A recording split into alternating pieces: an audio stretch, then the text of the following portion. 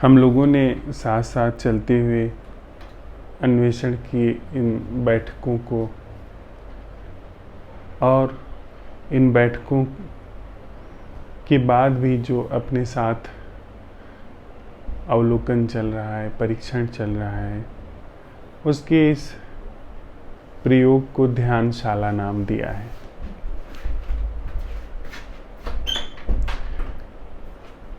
ध्यानशाला से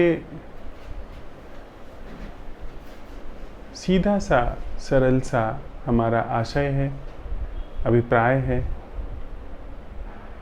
कि जहाँ पर ध्यान का अन्वेषण हो। जैसे हम नाम देते हैं कार्यशाला, जहाँ पर कुछ कार्य किया जाए, यज्ञशाला जहाँ पर यज्ञ किया जाए, उसी तरीके से हमने साथ साथ चलते हुए स्वयं के अन्वेषण के प्रयोग को करते हुए इस शिविर को नाम दिया है ध्यानशाला। यहाँ हम ध्यान क्या है उसका अन्वेषण कर रहे हैं और इस शिविर में हम लोगों ने पिछली बैठकों में अलग अलग ढंग से, अलग अलग तरीके से खुद को देखने की चेष्टा की है, समझने की, जानने की चेष्टा की है। हमने इस ध्यानशाला शिविर का नाम भी अमृत की देहरी पर मृत्यु के गीत नाम दिया है, जिसमें बिना छोपा हुआ, बिना थोपा हुआ आयोजित, प्रायोजित ऐसा कोई हम ध्यान नहीं घटा रहे हैं। हम कोई भी तरकीब, कोई भी विधि, कोई भी युक्ति का इस्तेमाल नहीं कर रहे हैं। हमारे बीच में कोई अगुआ नहीं है जो हमें लीड कर रहा हो। बस सहयोग के लिए, बस एक भूमिका बांधने के लिए, मंच का एक प्रारूप तैयार करने के लिए हम किसी का साथ ले लेते हैं।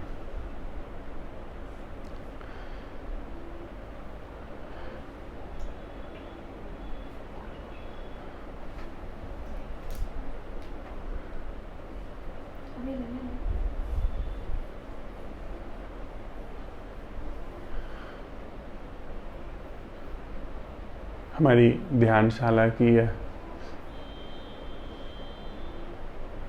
8वीं बैठक है। भोर की बैठक में हम लोगों ने वह जीने की कला क्या है जो शब्दों से मुक्त है, उस पर चर्चा की, उस पर अवलोकन किया, उस पर परीक्षण किया।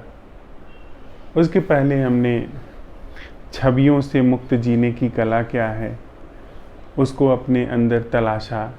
कहीं बाद में नहीं, कभी भविष्य में नहीं, कहीं और नहीं, यहीं और अभी वह जीने की कला क्या है जो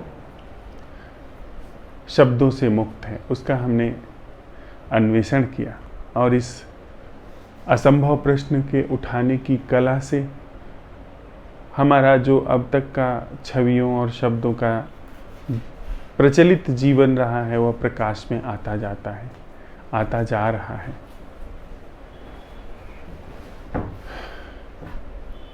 इस बैठक में हम फिर एक नए ढंग से अपना अन्वेषण करने चल रहे हैं। यह नया ढंग इस तरीके से, जैसे हमने पहले प्रश्न उठाए हैं और उन प्रश्नों को उठाने में जो सहज रूप से अवलोकन जागरण घटित हुआ है, जो सहज रूप से हमारी यांत्रिक बनावटी जीवन शैली का, संस्कारित जीवन शैली का विसर्जन हुआ है, जो जीवित और मृत के दुष्चक्र में फंसा हुआ हमारा जीवन है, वह सहज रूप से नाचते हुए मोर के नृत्य की तरह, जैसे नाचते हुए मोर का नृत्य सहज रूप से अस्तित्व को समर्पित होता रहता है, वैसे ही हमारे इस प्रश्नों से उद्घाटित हो रहा जागरण और उस जागरण से विसर्जित होता हुआ हमारा यह बनावटी जीवन सहज रूप से अमृत को अर्पित होता चल रहा है।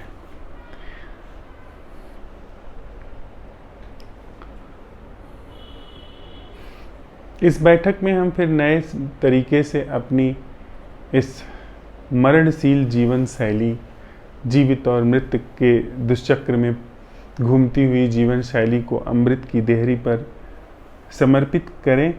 एक छोटी सी बोध कथा है।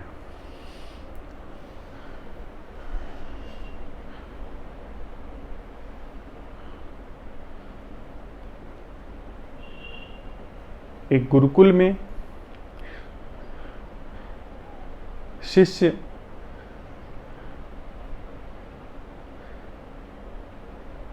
ध्यान सीखने के लिए गया। उसके गुरु ने कहा कि तुम क्या सीखने आए हो? उसने कहा कि मैं ध्यान सीखने आया हूं। गुरु ने कहा कि इसके पहले जो जो कुछ तुम सीख करके आए हो वह सब कुछ जाओ फेंक करके आओ। जो जो भी कुछ तुम्हारे पास में है सब जाओ फेंक करके रिक्त हो करके आओ। वह शिष्य गया। उसने अपने सारी पुस्तकें जो पढ़ी थी, जो वो साथ में लेकर के आया था, सब फेंक दी। वापस आकर उसने कहा कि मैंने सब प्रवाहित कर दिया। गुरु ने कहा बाहर की किताबें फेंक दी गई हैं, भीतर की किताबें जाओ फेंक करके आओ। भीतर जो तुमने ज्ञान इकट्ठा करके रखा हुआ है इसको जा करके फेंक करके आओ। वह जितना भी ज्ञान एकत्रित किया था उसने ध्यान के संबंध में, सुना, सीखा, समझा था, सब लंबा समय लगा उसे, वह जो सीखा हुआ था उसे अनसीखा करने में, पर वह उसको भी विसर्जित करके आया।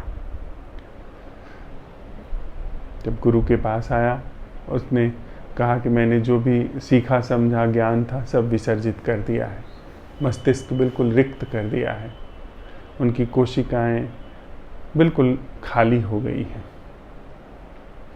गुरु ने कहा ठीक है, जाओ अपने सारे संस्कार, अपनी सारी सिखावनें, आदतें जो बचपन से ढर्रे तुम्हारे अंदर डाले गए हैं उन सब को जाओ विसर्जित करके आओ।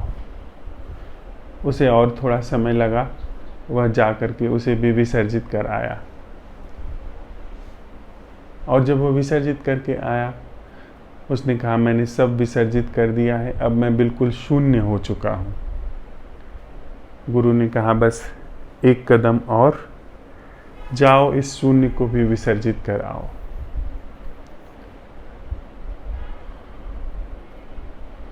उसे शून्य को विसर्जित करने की कला नहीं पता थी। उस कला को फिर उसने पूछा गुरु से कि शून्य को भला कैसे विसर्जित किया जा सकता है? मैं तो बिल्कुल खाली हो गया हूँ, अब इस खालीपन को कैसे मैं विसर्जित करूँ? तो फिर गुरु ने कहा यहाँ से ध्यान का प्रवेश शुरू होता है, यहाँ से ध्यान की सिखावन शुरू होती है। यहाँ तक तो व्यक्ति अगर प्यासा है तो वो खुद ही चल सकता है, वो खुद ही व्यर्थता देख लेता है कि मेरे पास जो ज्ञान है वह उधार का है, मेरे पास जो सिखावने हैं वो बाहर से डाली गई हैं, लेकिन वह जो शून्य है वह जो रिक्तता है वह अपने तई अक्सर, ऐसा नहीं कि वह संभव नहीं, अक्सर अपने तई लोग विसर्जित नहीं कर पाते हैं। वह अंतिम बाधा शायद नहीं काट पाते हैं। उसमें ही गुरु ने कहा कि हम लोग साथ साथ चलते हुए यह प्रश्न उठाते हैं कि यह शून्य किसे है, और इस प्रश्न के साथ कथा कहती है कि उस खालीपन का और उस शिष्य के अंदर जो अंतिम बाधा थी उसके अपने व्यक्तित्व की, वह भी गिर गई। वह ध्यान की पूर्णता को उपलब्ध हुआ।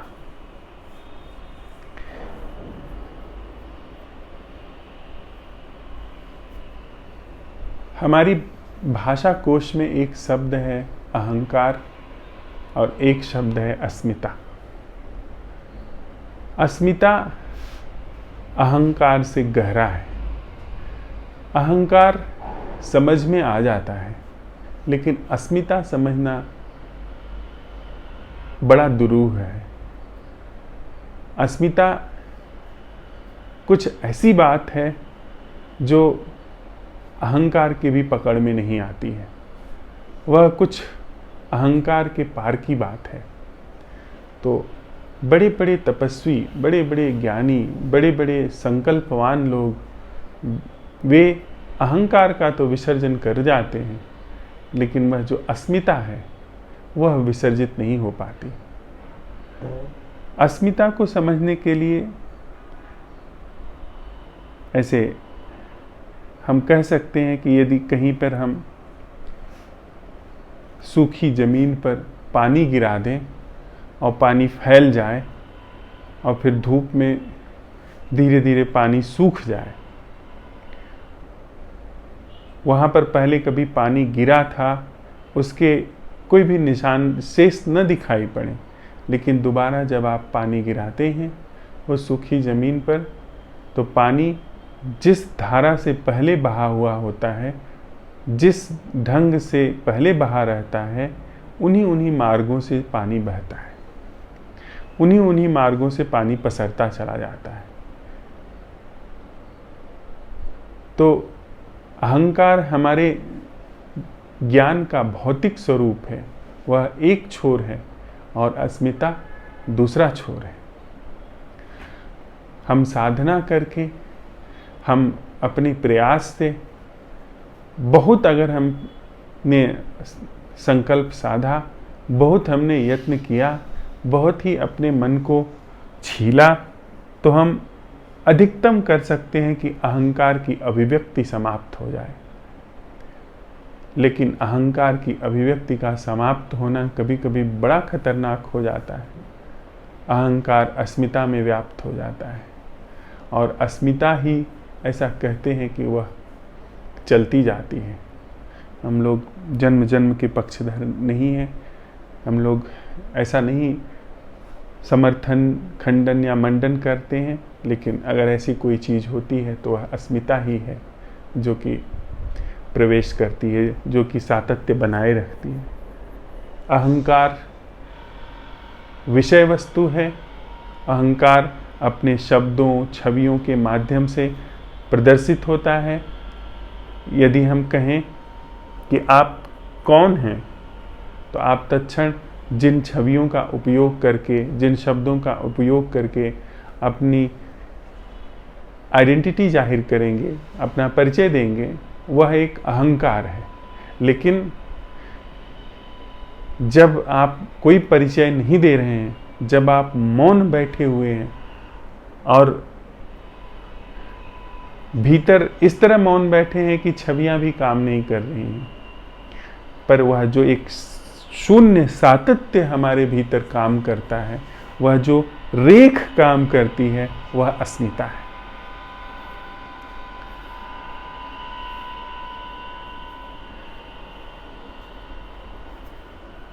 तो हम लोग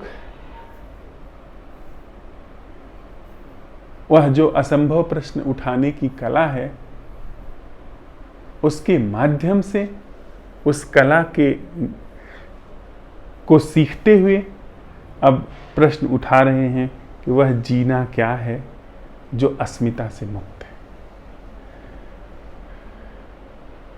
अर्थात जो हमारे अभिव्यक्त स्वरूप से तो मुक्त है ही, जो अव्यक्त स्वरूप है, जो व्यक्त नहीं है, उससे भी मुक्त है। हमारी चेतन जो आइडेंटिटी है, चेतन जो हमारा अपने विषय में परिचय है, उससे मुक्त है ही। अचेतन की सारी गहराई तक जो भी हमारा ढंग है, उससे मुक्त है। हमने वह कहावत व मुहावरा तो सुना ही होगा कि चोर चोरी छोड़ देता है, हेरा फेरी नहीं छोड़ता। तो जिसे हम साधुता कहते हैं, जिसे हम मुनि का जीवन कहते हैं, अक्सर जो प्रचलित स्वरूप है उसमें ऐसा पाया जाता है कि वह एक स्वरूप छोड़ करके दूसरे स्वरूप में रहना शुरू कर देता है। अर्थात वह अस्मिता नहीं जाती।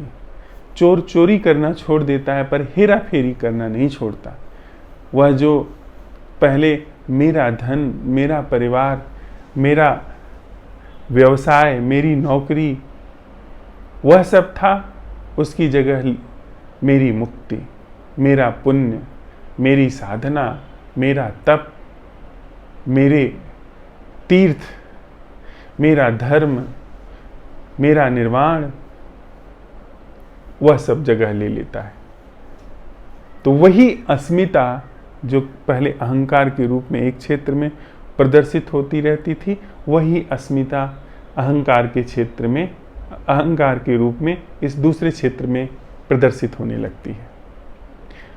तो जब तक अस्मिता नहीं टूटती है, जब तक वह सातत्य भीतर जो चल रहा है वह नहीं टूटता है, वह जो लगातार हमारे भीतर शून्य, मतलब हमने अगर बहुत सवाल उठाए, वह भी उनके लिए जिन्होंने अपने जीवन पर काम किया है, उनकी हम बात कर रहे हैं। सामान्य अर्थों में तो सातत्य ही, शब्दों का सातत्य ही इतना सतत है कि शून्य का सातत्य तो नजर ही नहीं आता।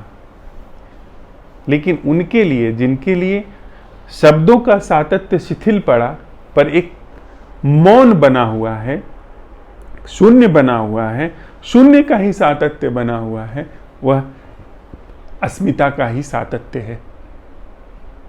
और अस्मिता है, अहंकार फिर पनप जाएगा। जमीन तैयार ही बैठी है, वह अवसर आएगा, मौका आएगा, फिर से पनप जाएगा। नहीं कांटे उगेंगे तो फलदार पेड़ उग जाएंगे, जो कि बाद में फिर कांटों को ले आएंगे। वे फलदार पेड़ ख्यालों के, वास्तविक फलदार पेड़ नहीं, वो फूल ख्यालों के, वास्तविक फूल नहीं। जहाँ ख्यालों के कांटे चुभते थे, शोक, क्रोध, मोह, यह सब चुभता था ख्यालों का, वहाँ पर तथाकथित रूप से दान, पुण्य, तप, जप, अहिंसा, इस तरह की ख्याली चीज़ें काम करने लगेंगी। इसलिए वह जो झूठी अस्मिता का जीवन है, वह सोच विचार के सातत्य से पैदा हुआ जो अस्मिता का जीवन है, वह जो पानी जब हमने ढाला, उड़ेला, तो उस पानी के बहने से जो एक रेख बन गई है, जो एक आदत बन गई है जीवन की, जो एक यांत्रिकता बन गई है, वह जो जीवन है, उससे अगर मुक्ति नहीं है तो यह सब चीज़ें फिर से पनप सकती हैं और पनप ही आती हैं। तो इस बैठक में हम लोग यह प्रश्न उठा रहे हैं कि वह जीना क्या है जो अस्मिता से मुक्त है। अस्मिता का अर्थ, मैं अगर कहीं मौन तक पहुंच जाता हूं असंभव प्रश्नों के साथ, मैंने यह प्रश्न उठाया कि वह जीना क्या है जो छवियों से मुक्त है, और एक मौन छा गया, एक स्विच ऑफ हो गया। तो वो जो स्विच ऑफ होने का अनुभव है, वो जो सब कुछ रिक्त हो जाने का अनुभव है, उसको भी वेदा, उससे भी मुक्त जीवन क्या है? वह जो अस्मिता पर आकर के प्रश्न टिक गया, यह असंभव प्रश्न उस अस्मिता को भी खंडित करता है। वह उस अस्मिता को भी तोड़ करके आगे बढ़ रहा है यह प्रश्न, और यही अंतिम बाधा है। यदि अस्मिता टूट गई तो उसके आगे जो है वह कोई हम प्रमाण नहीं प्रस्तुत कर रहे हैं, पर अगर अस्मिता टूट गई, जो विचार की जमीन है वह टूट गई, तो उसके पार वह जीवन तो है ही जो सोच विचार की धारा से मुक्त है। वह जीवन तो है ही जो जीवन और संबंध के क्षेत्र में, जीवन और संबंध के प्रवाह में विकृति से सर्वथा मुक्त है। वह जो मानुष का परम वैभव है, मानुष की जो चरम संभावना है, जैसे अमलतास की चरम संभावना है कि वह अपने पीले फूलों को क्षितिज में छितरा दे। मोर की जो चरम संभावना है वह अपना नृत्य आकाश में बिखेर दे। सप्तपर्णी की जो संभावना है वह अपने गंध को चारों ओर छितरा दे, गंध को हवाओं में घोल दे। मनुष्य की जो चरम संभावना है वह असीम है, अपरिमेय है, उसको लांघा नहीं जा सकता, अलंघ्य है, मापा नहीं जा सकता, पावन है, उसे छुआ नहीं जा सकता, विचार उसे छू नहीं सकता है, समय का दायरा उसे छू नहीं सकता है।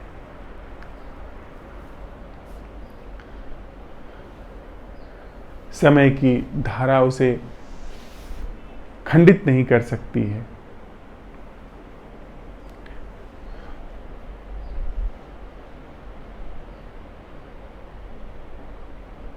यदि अस्मिता का खंडन हुआ, कोई भी मोर अपनी अस्मिता खंडित नहीं कर सकता है,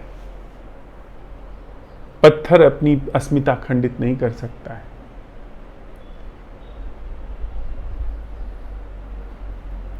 कोई भी पशु पंछी अपनी अस्मिता खंडित नहीं कर सकता है। सिर्फ मनुष्य, जिसके पास मन है, जो कि उसका बड़ा दुर्भाग्य हो चुका है, उसके सकल दुखों शोकों का कारण है, वह मन वाला मनुष्य अपनी चरम संभावना यानी अपनी अस्मिता का उल्लंघन कर सकता है। उल्लंघन, अतिक्रमण उस क्षेत्र में जहां अमृत है, उस क्षेत्र में जहां पर जीवन और मृत्यु के पार वह कला है जो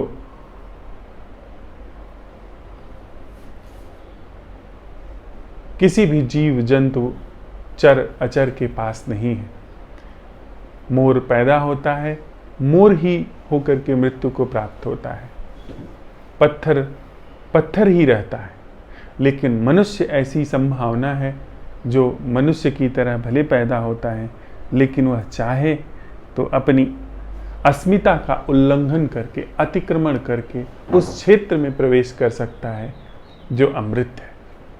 वह अपने मन का अतिक्रमण कर सकता है, अपनी देह का अतिक्रमण कर सकता है, अपनी सारे कर्मों का, सारे संस्कारों का अतिक्रमण कर सकता है।